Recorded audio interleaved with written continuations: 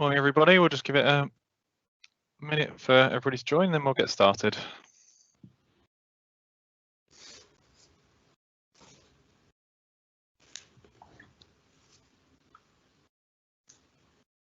Okay, we're about a minute in, so hopefully everybody's here. We're going to be recording this session as well. Thank you very much for taking the time to attend.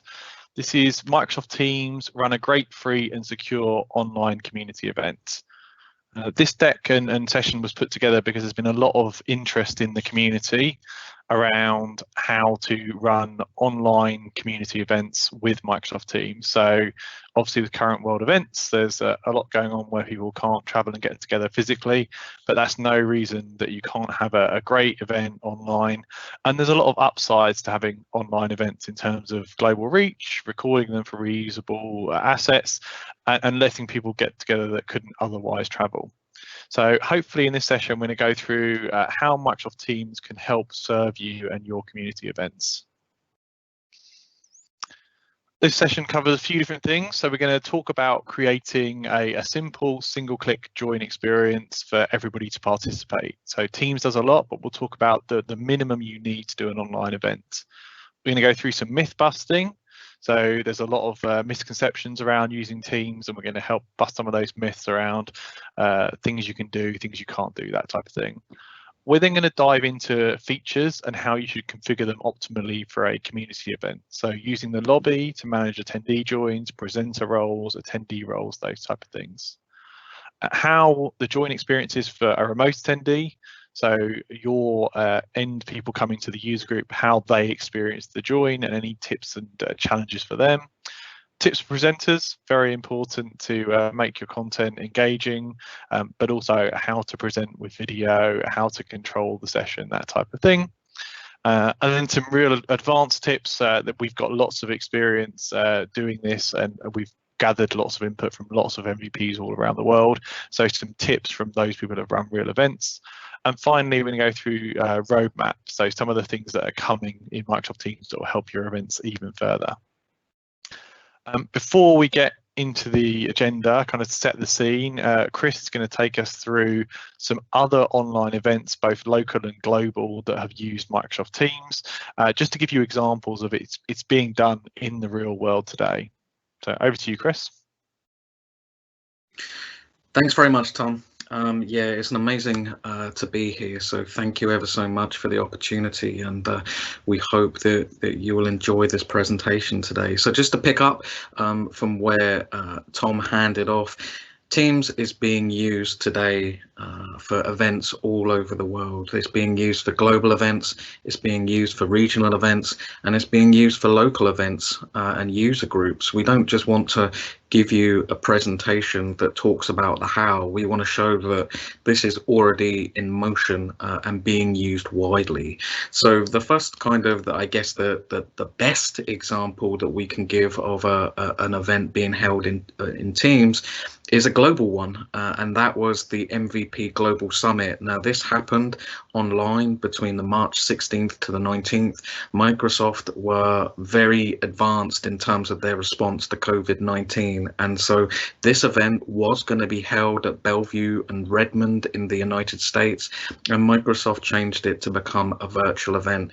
Now the MVP Global Summit was 100% in Teams, and you can see the statistics here. It had roughly somewhere in the region of 4,000 attendees, a lot more when you kind of factor in all of the Microsoft people involved over the course of 4 days, and the sessions were roughly in the region of about 100.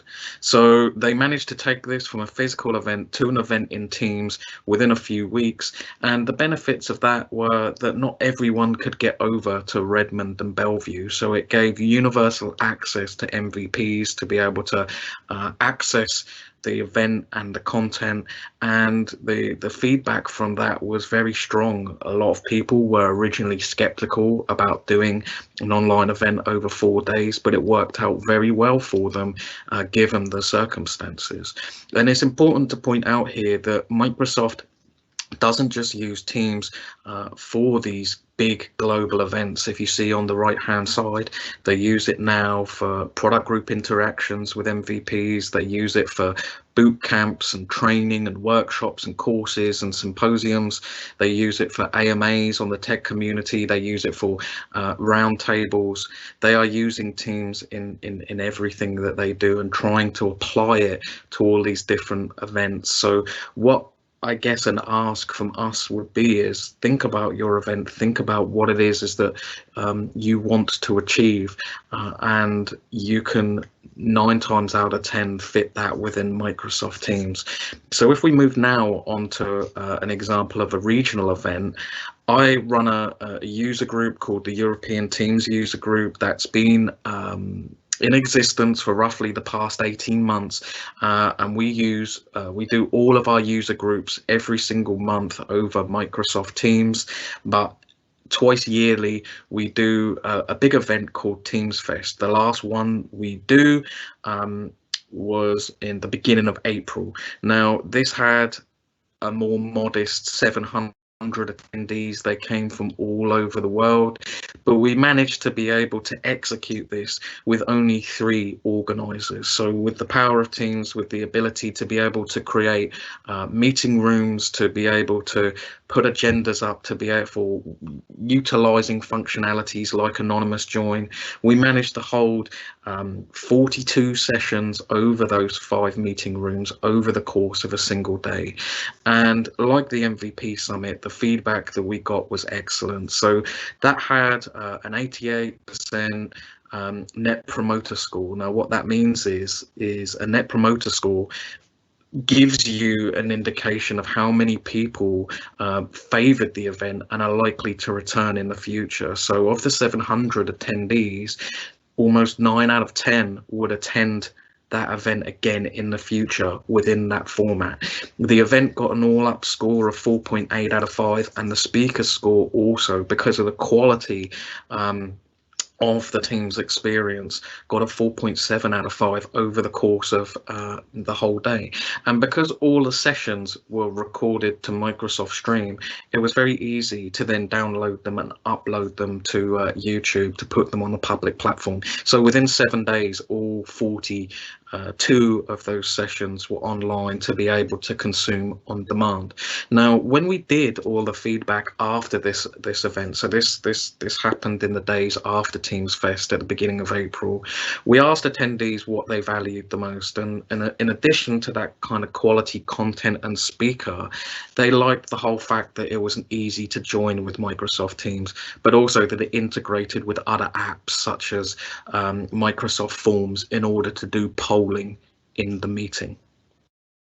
So that is a great example of a regional event, and I think if we move on to the last, is that we don't have to do these really large-scale global events like Microsoft MVP. We don't even have to do these regional events where we come together once or twice a year with many different sessions. The teams can be used for events every single day, whether we're moving away from conferences to start talking about user groups or meetups. What we call brown bag events, which are held normally over the course of lunch times, whether we're doing a broadcast or a webinar or a round table, Teams can be applied to every one of these scenarios.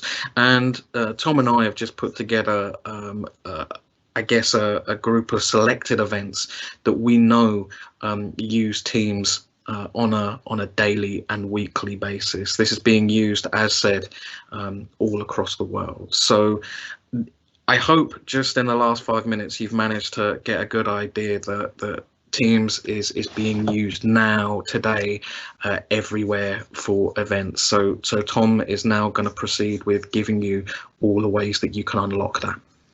Yeah, thanks, Chris. Yeah, so that gives you a really great example of this is nothing new. People are doing it all around the world today. So how do we begin is a good question. Teams can do a lot, and sometimes this is part of the challenge. Is Teams is a multi-feature platform, so it does direct chat, it does calling, it can be your phone system, it can do meetings, obviously, it can do collaborative workspaces where you bring together people for chat, files, co-editing, that kind of thing. So it has an immense amount of functional power, but you don't need to have everything on for a community event.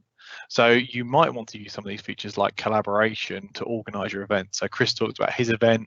He can bring speakers into a single space for chat and sharing agendas and PowerPoints, and lots of the events that we work at do that for the organizers. But for attendees or for a simple online meeting, you might not need all those features. You can just have a simple click to join online meeting. So this session, we're going to go through the simplest approach to doing online events in Microsoft Teams. There are two types of meeting or online event in Teams, and sometimes these get confused. So there is a regular Teams meeting, which is up to 250 people, no time limits, simple click to join, anybody can join for audio, video, screen sharing. There are presenter roles and attendee roles. And that is the type of meeting we're going to be talking about in this session today. There is another type of meeting or event, as it's correctly called, Microsoft Teams Live Events. And that is what you're seeing right now. So that is more of a broadcast scenario, less interactive, more broadcast. It's up to 10,000 attendees, so anywhere in the world can join, up to 10,000 people. You can again join with a link. There are more roles in live meetings. So now there is organizer, producer, presenter, and attendee roles. So if you're scaling up to having kind of more of a managed event where you're changing content and presenters mid-flow, for example, Microsoft did their earnings call on Microsoft Teams. That's a live event. Attendees can't see other joiners, so that's a consideration. If you don't want people to know other people are joining by name or email address, you won't see them in the live event. And you can still have some interaction through moderated question and answer or Yammer conversation. And there is a slight delay in content because it's going through a content delivery network from me presenting to you hearing it in your web browser or Teams clients. There's around a 30-second delay. So in terms of interactivity, you have to factor that into the conversation. If I was to ask a question, for example, I wouldn't expect instant responses. So there's a decision point there, whether you think you're an event above 250 people or you want some of those broadcast functionalities like producer and organizer roles, you may go live event.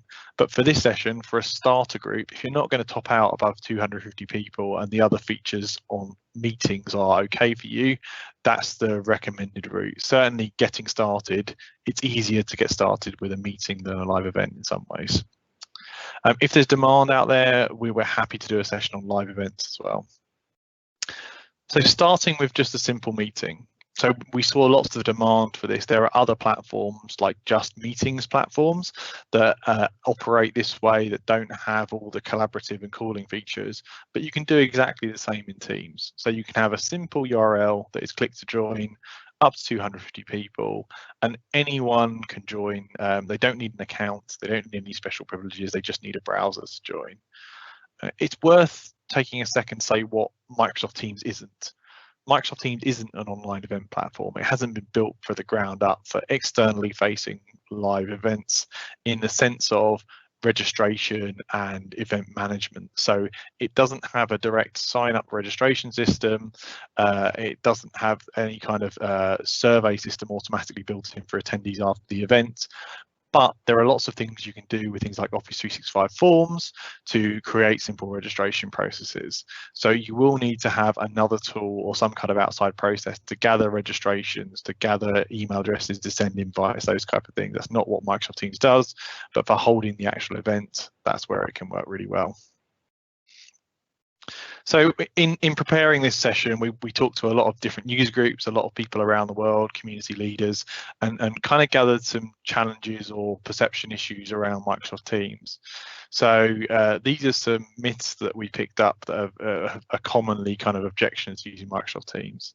So attendees need an organizational Teams account to log in. So there's this perception that Because Microsoft Teams is part of Office 365, if you don't have an Office 365 account, you can't join a meeting, and that's not true. Any guest, any external person, any anonymous person can join a meeting, should you have the meetings configured that way, and that's the default. So certainly the people joining your community event don't even need to sign up for an account, they just need to join the meeting. You need to download the Microsoft Teams client to join a meeting. Again, that's not needed in browsers. You can join with full audio, video, and sharing. So you can download the clients, and obviously if you're joining on mobile or iPad or Android, you need a client. But on a Windows or Mac, you can just join in the browser, no client needed. You have to switch tenants to join a meeting. This is a bit niche, but if you use Microsoft Teams day to day, you can jump between different organizations called switching tenants. And if a meeting is held in one organization, you can switch over to join, but you don't need to do that for a typical online meeting. So there's no need to deal with any of that. Attendees have to join a channel and a group to join a meeting. Again, that's an option, but it's not default and not the way we typically recommend a user group going. So you can create meetings in collaborative spaces in Microsoft Teams, but you can also just create straight click to join meetings, and that's the way you'd recommend to go. I can't share to or not in Office 365. Again, we know that we can share externally, and I can't share a recording externally. Lots of user groups will share a recording after the event. It's a two-step process with Microsoft Teams. You have to record the meeting, download it, and then upload it. So for example, Chris talked about uploading to YouTube. So you absolutely can share the recording externally. It's just a two-step process. So hopefully that dispels some myths. If you've got anything, feel free to throw it into the question and answers. And Chris is going to be looking at those throughout, and we might talk about some of them at the end, but hopefully that's dispelled some of the myths. But do feel free to use the Q&A.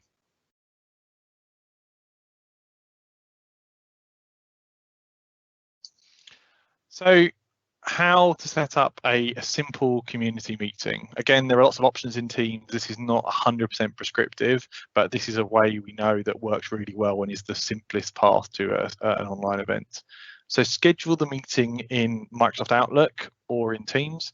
It doesn't really matter which, they schedule the same way. So you will need an organizer with a Microsoft Teams account in some shape or form. Invite the presenters in the Outlook meeting, but just the presenters. So they will get an Outlook invite in their calendar to join the event. But you don't invite all the attendees in that invite. So you're not treating it like a regular meeting. You schedule it with the presenters get the direct join link. You can then copy that join link or the invite details and share it with attendees through a separate process. So you don't end up inviting your entire user group on one Outlook invite. What you actually do is take that join link and you share it either on your mailing list, or you give attendees an ITS, an Outlook appointment file to download and install into their Outlook, so that they're not getting an invite with everybody's email in, they just get their own invite for their own calendar. Or, you know, your user group may be a bit more advanced, you might have closed off member areas that you can share links, that kind of thing.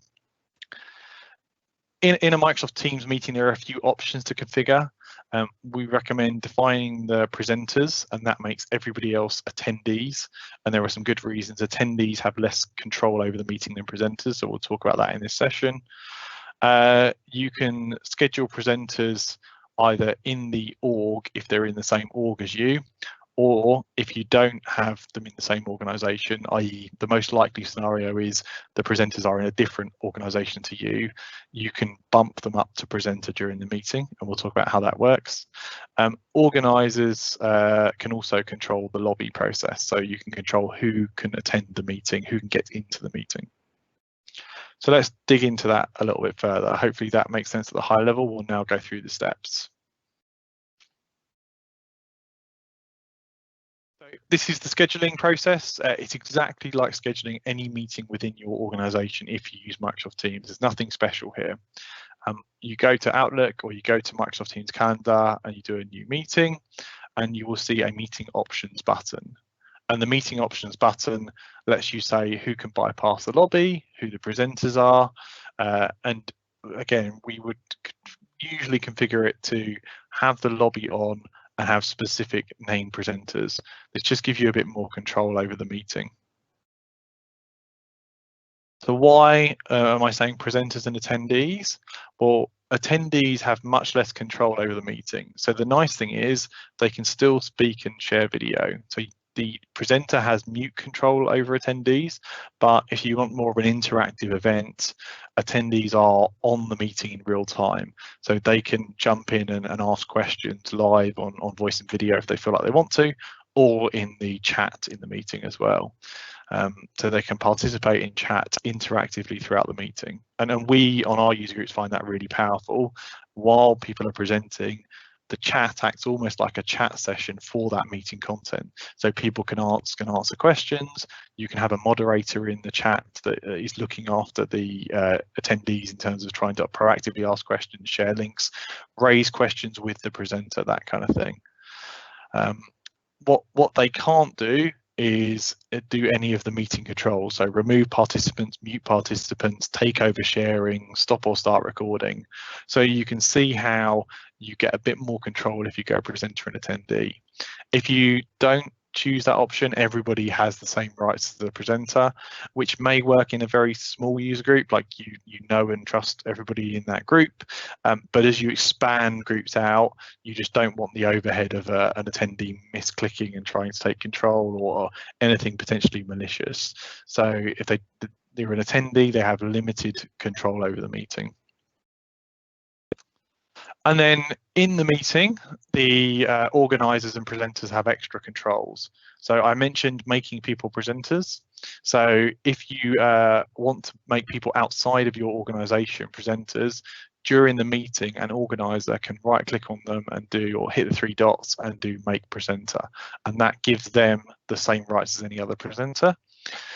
You can mute individual participants, or you can see on the right, you can mute everybody in the meeting as well.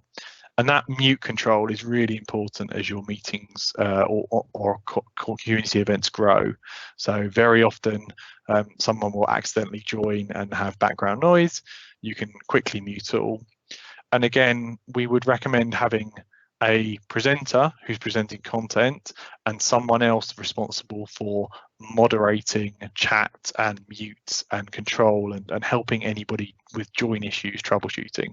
So for the best experience in a session, schedule a presenter and schedule somebody who's your point person for making sure that the content can be seen and the audio sounds good and everybody's being muted appropriately, and any feedback in the chat is being received by the presenter. Works really, really well. How does the lobby work? So another big point of control is not automatically admitting anybody into the meeting. So again, you can use your experience to decide to have this on or off. We would recommend, all things being even, you have it on. It stops anybody externally joining the meeting who you don't want to. And what happens is, as people try to join, it will prompt with their name and that they're waiting in the lobby, and you can view the lobby, admit people or remove people. Again, you don't want the presenter to be doing this ideally, because the presenter is concentrating on content. So have a named person who is watching the lobby, because that will keep pinging during the meeting as people join 2 minutes late, 5 minutes late, that kind of thing.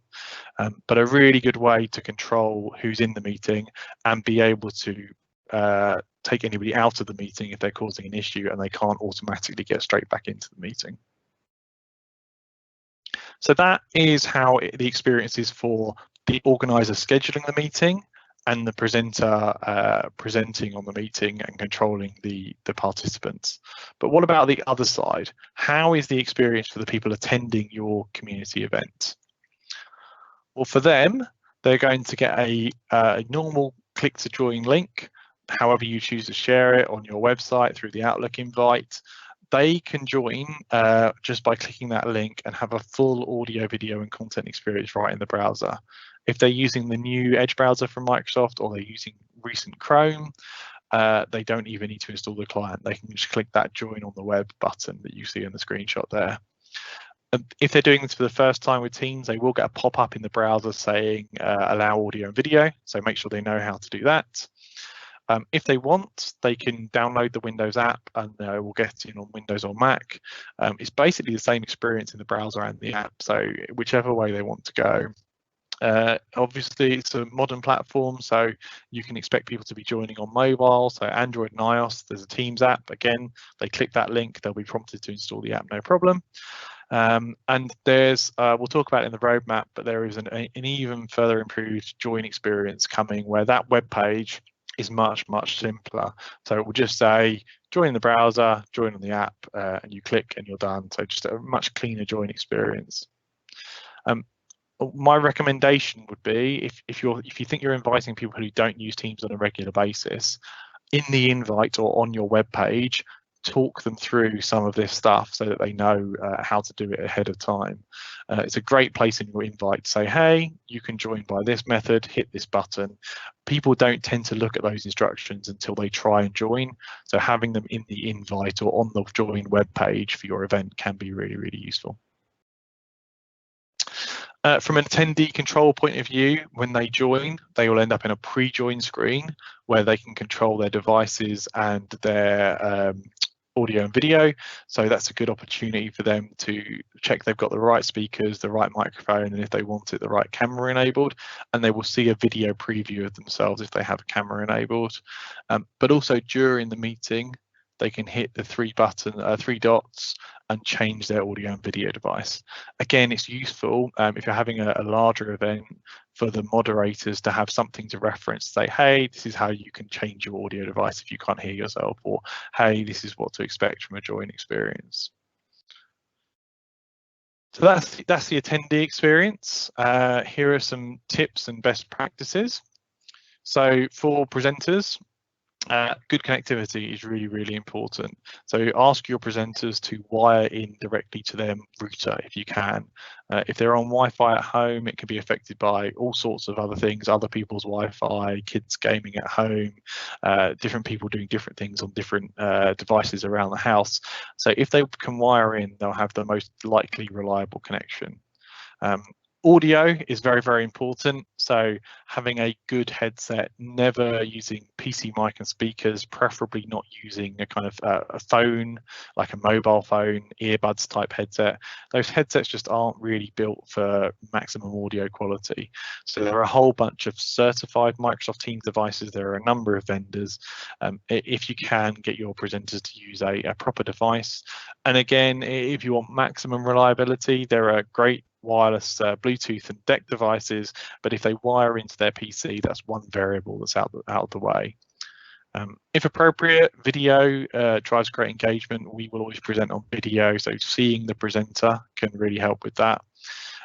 If they can, the presenters are presenting from two screens so that they can see what's going on in the chat and talk to their presenters, talk to their moderator while they're presenting in terms of seeing the chat. That can be really useful. Quite often we see single meetings where chat questions are being asked, and if the presenter can glance at them, they can clarify points while they're presenting, which can be really useful. And if you want to be super secure about sharing, you can share an app rather than sharing your screen. So particularly if you're doing single screen presenting, you don't want email popping up or anything else. So just share the app you want to share. If you're dual screen, it's a little bit easier to share a screen. But again, make sure your presenters, particularly if they're not using Teams on a regular basis, they understand how sharing works and what they're sharing.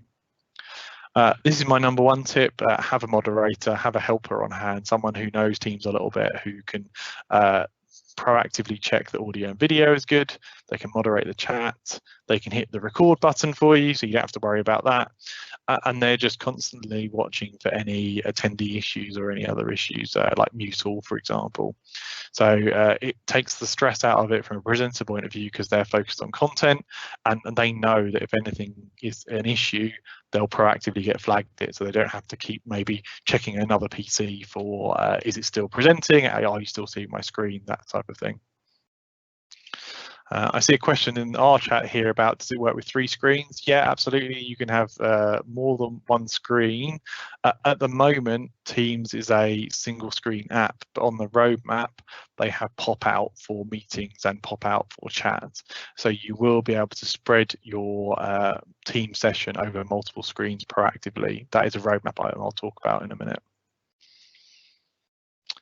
Keeping it fun and interactive, that's super important. This is a community event, it should be fun. So there are some cool things you can do as well in Teams. You can have video backgrounds. So this is used for privacy, but it can also be used to add a bit of color to the meeting, make it a bit more interesting. If you want to go really crazy, you can have, there's an app, third-party app called Snapcam, and you can do filters. You see on the right is a pretty popular tweet where somebody did an entire meeting as a potato. I'm not sure that would be for my user groups, but if you want to add a bit of fun, then video filters can be cool. Make sure you give attendees the chance to engage and ask questions. So again, that moderator role can really help with like, hey, anybody got anything to chat? Anybody got any feedback? And often attendees at online events are not okay with jumping in on voice and asking questions. They feel a bit nervous. There are other people on the event. So the moderator can be a great voice for the attendee. Say, hey, Bob's asked this in the chat, or Tom, how about you clarify that? Chris, why don't you deep dive on this? That moderator can really bring it a bit of interactivity to it. You can also do prizes. So the swagit.io is one of the tools we've used before, where it will allow attendees to all go into an online draw, and it will present the number of the winner, that kind of thing. So just because it's virtual doesn't mean you can't do cool things like that still in a virtual event. Getting a bit more advanced now, beyond the basics. You can use Office 365 forms. That can both be as a kind of point of registration, like I'm interested in an event, to collect emails to send invites to people, but it can also be a great way to ask questions pre-event. And this we've been using more and more. You can tune your content. If you put out a session is about ABC and ask for a whole lot of questions, you'll find you'll get great questions ahead of the meeting, so you can tune your content in, and if one person asks it, you know other people are going to want to know. You can obviously test meetings ahead of time. This is pretty important, particularly as you scale up or people aren't regular Teams users. It's worth scheduling just 15 minutes with your presenters ahead of time, either in a group meeting where they can all test their sharings, or one-to-one if you have the time, just to check their audio sounds good, their video is good, their content is showing up on the screen. You can use a URL shortener to control the invite. So I mentioned about scheduling in Outlook. That will give you a really big, long Teams meeting join URL, and that URL is tied to the meeting. But it can be easier to share a shortened URL like a bit.ly or a rebrandly. So like meeting / user group 1 or bit.ly / online event 6, whatever is appropriate. The reason why that's useful is you can send out invites ahead of time to that URL, and later you can change out the redirect to the Teams meeting. Also, if you have any issues and you want to change the meeting, you can change the URL behind the short URL, ask people to click to rejoin, and they'll go to the new meeting. So it provides an easier join experience and a bit of resiliency if you have to change anything around. You can record in the cloud. So it doesn't record client side, it records cloud side, which is good for quality. And you can later download that recording and share it to YouTube or any other video sharing service. And there is rolling out at the moment an end meeting button. So that makes a nice way to cleanly end the meeting and the recording. Teams meetings by default are collaborative, so it's intended that even if certain people drop off, the meeting can carry on. But in a community event, you want to know that you've finished the meeting and everybody has been ended cleanly and dropped, the recording has dropped cleanly, that type of thing. We are up for doing future sessions, so if there's feedback from this session is strong, feel free to ping us and we can do sessions. There's also some great videos on YouTube about meetings best practices, so have a look there. I'll throw some content links up at the end of this session that are worth checking out. Just to briefly go through roadmap, because everybody's always excited about where things are going and new features. Breakout rooms are committed on the user voice, so that's a recent addition. That's the ability to have a sidebar meeting, so that might be appropriate for some user groups who want to do deep dives, like someone has a specific question. 3x3 video.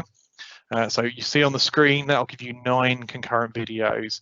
So if your event is more about a panel conversation, or you feel like you want attendees to come into the meeting and have a bit more of an engaging experience, having more video attendees on screen can be great.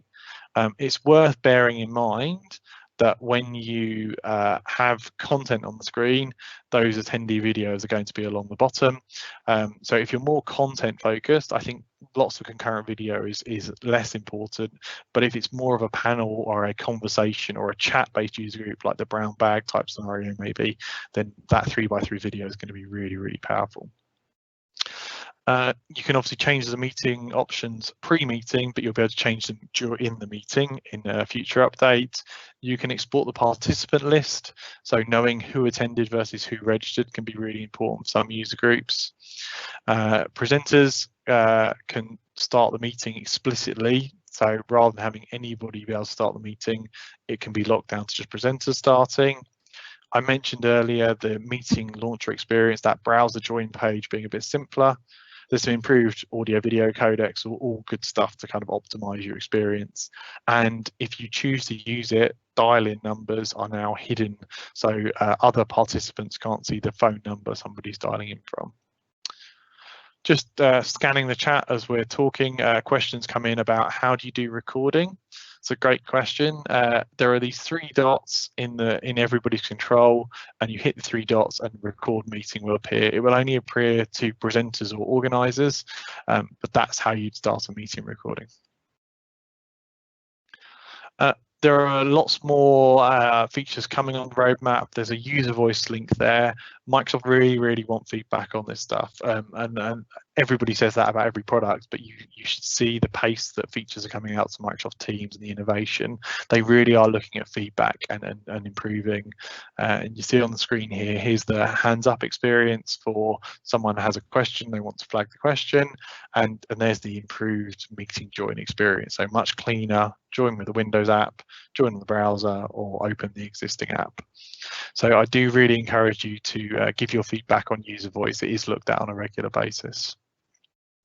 So a couple of questions we had before the event, and I'll cover off any other questions Chris wants to throw into the mix as well. Can everyone see the chat? So yes, in a Microsoft Teams meeting, everyone can see the chat. There are channel meetings in collaborative workspaces where it gets a little bit more complicated about signing in and tenant switching, but in a regular meeting, you'd expect everybody to be able to see the chat. And again, I'd say it's a real benefit, is it is interactive. If you don't want to have a shared chat experience for your user group, you would look more towards Microsoft Teams live events. Can I force a video layout for attendees? No, you can't do this. Teams dynamically decides on video feeds on the client side, so you can choose who is presenting if they have video or not, but you can't dynamically change the layout. I want 50% content, I want 50% video. Attendees can choose to pin video, so they can choose to force the view of one particular video full screen, but it's a user side option, not an administrator side option, so you can't control the layout for everybody in the meeting. And how do I invite external people via email? So I think the UI is can be a little bit tricky here, so it's worth understanding. During the meeting, you can add attendees, and there's an add attendee button again under the attendee control panel, but it says invite someone or dial a number. What it means is invite them if they're in your organization, or dial a phone number. You can't put their email in there and send them an email. What you actually have to do is under the 3 dots, go to show meeting details, copy the join info and send them that information. So this is one of those things where it's just worth understanding. If you're trying to bring somebody into the meeting, the best bet is for them to click the join link rather than you try and drag them in. Again, if presenters haven't used this stuff ahead of time, worth having 5 minutes with them ahead of time just to check they know which click link to join and that they can present. So, Chris, you've been monitoring the chat a little bit. I don't know if we've had any other questions come in that we think we should address. Yeah, so I think we've covered the majority of them, but one that has just literally come in is, can you configure to appear all attendees on the main panel in a video chat? Currently, only 4 are displayed and 5th person jumps off the main screen. I think that is just somebody asking about the the progress of being able to see all participants in a video. Yeah. So I mentioned it briefly on that one, but let's recap. So the 3x3 video is coming, but Teams is putting the most active speakers on the video screen. So generally in a community event, your presenters are going to be the active speakers, so it's not such a big issue. But yes, you can't directly control who is on the screen at any one time. It will only be the most active speaker. When we go to 3x3 video, you will have 9 concurrent speakers. So again, the odds of your presenter being off screen for long are not very likely. But if you feel that's really important to your event, hit the user voice, give some feedback. Microsoft are listening. That might be a feature that some people want. Cool. I think we're coming to a close for time. Really hope that's been useful for you. There's some good links on the screen, and the recording to this meeting is going to be available on demand as well. The Microsoft documentation, it really is good. Like, there is a lot of work being put into the docs. So, you know, classically, I wouldn't have said go direct to documentation, but actually the documentation is really strong for how to organize events, how all the features work, live events versus Teams meetings. There's a ton of good content on YouTube, and there's multilingual content as well, and there's a number of good blogs as well. In terms of, sorry, go ahead, Chris. Just before you kind of tail off there, have we got time for a couple of more questions? Or I've got one here specifically that come in. I've got one from Kenneth that basically has just said, can I make participants attendees on the fly in case they have a good question that could be asked live? So I'm guessing that is, can you make attendees presenters potentially? That's correct. Yeah, so good question. So attendees can already share audio and video, so they will join with the option to do that, and the presenter can choose to mute them or unmute mute them. They can choose to unmute themselves. It's important to understand that presenters can't proactively unmute somebody remotely for security reasons. So there's no need to bump an attendee to a presenter for them to ask a question or share their inputs. The control is really the other way around. It's so that you can proactively mute them should you not want them to share. Great question. Brilliant. And the other one, and I've been having a little conversation with this, and this is with an anonymous user that's joined today, is if you have the free version of Teams, can you schedule meetings? So it's my understanding at the current time, and everything's moving so fast that I don't usually check the free Teams from a day-to-day perspective. Do you know of any workarounds in terms of being able to schedule? So there was an article in March saying that free Teams will allow the scheduling of meetings because they can only do Meet Now at the current time. Yeah. Is that still the case? Yeah, great question. So there is a completely free tier of Teams, and you can have the same meeting experience with no time limits, but the limitation was you couldn't proactively schedule. So you just did a live meeting and got the URL. It is the case that Microsoft said they would remove that restriction so you could schedule. Like Chris, I haven't checked it, but something we've done before is shared the short URL ahead of the meeting. Then we spin up the meeting 15 minutes before, then we switch out the short URL to the real meeting event. So even if you don't have scheduling in the free tier, if you're prepared to use a shortened URL for the join for your users, start the meeting early, get the URL, switch it, you can have the full meeting experience for absolutely free. But yeah, I'll loop round, or Chris and I will loop round and see if the free tier has scheduling now in it.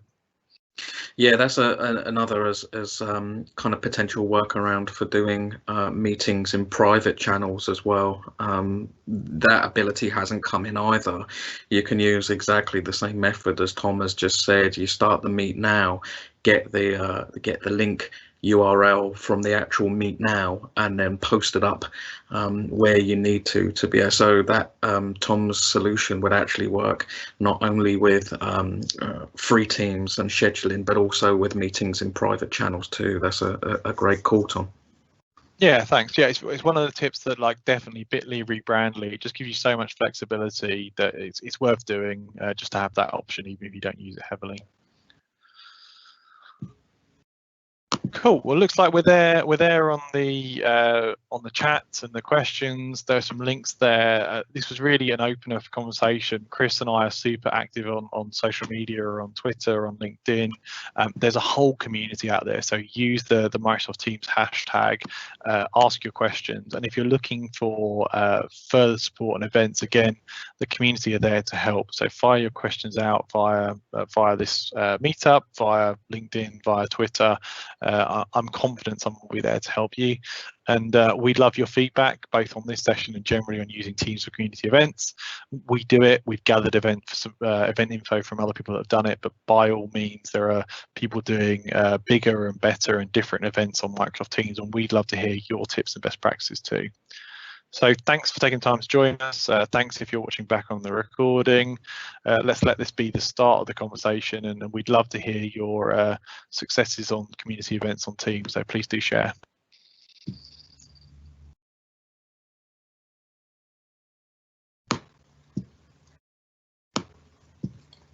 Emma, I think we'll wrap out there unless you've got anything to add.